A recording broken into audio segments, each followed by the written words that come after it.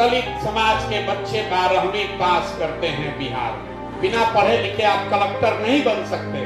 ऐसा भी नहीं है कि एससी समाज से लोग एमएलए एमपी नहीं बने। ये एकमात्र ऐसा समाज है जिसको पूरी भागीदारी बाबा साहब की वजह से मिली हुई है, फिर भी कोई फायदा नहीं हुआ। अति पिछड़ा समाज के लोग अगर कहते हैं कि भैया हम लोग को भागीदारी चाहिए, एससी समाज के लोग तो ये भी नहीं कह सकते। भागीदारी तो आपको बाबा साहब के वजह से पहले से मिली हुई है, कोई वो छीन नहीं सकता। इसलिए ये चिंतन की जरूरत है कि भागीदारी के बावजूद आपकी दशा क्यों नहीं सुधरी। ये आपको क्या बताता है कि किसी व्यक्ति के एमएलए बनने से, किसी के एमपी बनने से समाज सुधर जाए, ये जरूरी नहीं। जगजीवन राम जी यहाँ से उप प्रधानमंत्री बन गए। हम उन्हीं के क्षेत्र सासाराम से आते हैं। वहां दलितों की स्थिति किसी दूसरे क्षेत्र के दलितों से अलग नहीं है। रामविलास जी इतने लंबे समय तक बहुत बड़े नेता रहे, लेकिन पासवान समाज की स्थिति बहुत अच्छी हो बिहार में, ऐसा नहीं है। मांझी जी यहाँ मुख्यमंत्री बने, बड़े मंत्री हैं केंद्र में, लेकिन आज भी मांझी समाज की क्या स्थिति है ये आपसे छुपी नहीं है। अभी मैं एक आंकड़ा देख रहा था, सिर्फ 3%, 100 में 3 दलित समाज के बच्चे 12वीं पास करते हैं बिहार में। 100 में 3। ये स्थिति तब है जब 40 विधायक दलित समाज के हैं। यहां से कई एमपी जीत कर गए हैं जो आपके समाज के हैं। मेरे भाई, सिर्फ राजनीतिक भागीदारी से समाज नहीं सुधर सकता। हमने पैदल चलते हुए जो अनुभव किया, हमने गांव-गांव में देखा, दलितों की जो सबसे बड़ी परेशानी है वो है सामाजिक शिक्षा का अभाव। अगर फॉर्मल शिक्षा नहीं भी है, शिक्षा को लेकर कोई सोच ही नहीं है। बाबा साहब का मूर्ति लग गया है हर गांव में, लोग माला पहना रहे। बहुत गरीब परिवार में भी दलित टोलों में हमने देखा, लोगों ने चंदा करके बाबा साहब का मूर्ति लगा लिया है। लेकिन बाबा साहब ने जो कहा और कहने से ज्यादा जो अपने जीवन में उन्होंने किया, जब मौका लगा किसी दूसरे से मदद भी लेकर सबसे पहले पढ़ाई की, आजादी की लड़ाई को छोड़कर भी बीच में पढ़ने गए। ये बात बताती है कि शिक्षा का कितना बड़ा महत्व उन्होंने खुद समझा था। तो बाबा साहब को श्रद्धांजलि सिर्फ जय भीम नारा लगाने से नहीं होगा। अपने बच्चों को पढ़ाने के लिए कुछ कीजिएगा, तब कुछ बात बनेगी। यहाँ से विधायक कितना आदमी बन सकता है? अगर बहुत जन सुराज का आंधी आ जाएगा तो 40 आदमी बन जाएगा। दलित समाज के जितने साथी हम लोग से जुड़े हुए हैं, हर आदमी तो विधायक नहीं बन सकता है। इसीलिए जो अभियान हम लोग शुरू कर रहे हैं, ये वोट मांगने का अभियान नहीं है।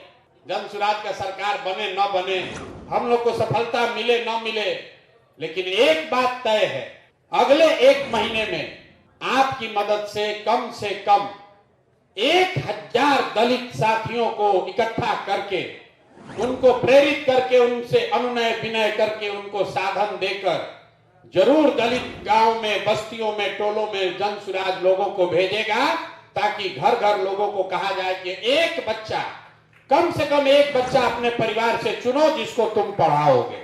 सफलता जन सुराज को मिले न मिले, इस पूरे अभियान में 3 महीना अपना जीवन का निकालिए, सिर्फ 3 महीना निकालिए जीवन का। आपका 1 रुपया लगेगा नहीं। वो साधन, वो व्यवस्था, वो गाड़ी, वो पैम्पलेट सब आपको जन सुराज से मिलेगा। 14 तारीख को बाबा साहब का जन्मदिन आप मनाइएगा। 3 महीना फरवरी, मार्च और 14 अप्रैल तक, मतलब कुल मिलाकर 100 दिन अपने समाज के लिए निकालिए। वो गाड़ियों से टोलों में जाइए और घरों में लोगों को संकल्प दिलवाइए कि एक बच्चा, कम से कम एक बच्चा जरूर पढ़ाएंगे। ये जागरूकता पैदा कीजिए। जन सुराज का जो होगा सो होगा। इस अभियान से अगर 10,000 बच्चे भी स्कूल चले गए तो आपकी मेहनत और ये पूरी साधना, पूरा प्रयास, उसको सफल मान लिया जाएगा। 10,000 बच्चों का जीवन सुधारिए, ये संकल्प के लिए यहाँ जुटे हैं। हमारे दादाजी भूमिहीन थे, बैलगाड़ी चलाते थे। मैं सभाओं में कहता हूँ, इतने गरीब थे कि हमारे बाबा 3 लोग थे, 2 आदमी शादी नहीं किया कि खिलाएंगे कैसे। हमारे पिताजी 7-8 भाई बहन लोग थे, किसी को पढ़ाने का साधन नहीं था। सब लोग मजदूरी करके एक हमारे बाबूजी को पढ़ाया। हमारे बाबूजी डॉक्टर बन गए। हमारे पिताजी ने हमको पढ़ाया है, तब न हम इतना खड़ा होकर भाषण कर रहे हैं। ये पढ़ाई की ताकत है, ये पढ़ाई की ताकत है। आप चाहे ब्राह्मण हैं, कुशवाहा हैं, यादव हैं, दलित हैं, पढ़ोगे नहीं तो आगे निकल नहीं सकते हो। यही उपाय है। इसलिए पहला प्रयास पहले लोगों को पढ़ाने के लिए जागरूक करना है। ये आपको लगता है कि सब लोग पढ़ाना चाहता है, स्कूल नहीं है, ऐसी बात नहीं है। 2-2 पीढ़ियों से जो गरीबी में रह गया है, उसके परिवार वाले को लगता है कि पढ़ा लिखा के भी क्या होगा भैया, उसके बाद वो नौकरी नहीं मिलता है।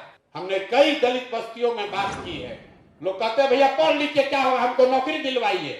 उसको ये समझ नहीं है कि बिना पढ़ लिख कर अगर नौकरी करेगा तो उसका लड़का मजदूरी ही करेगा, बिना पढ़। आप देख रहे हैं न्यूज़ नेक्स्ट।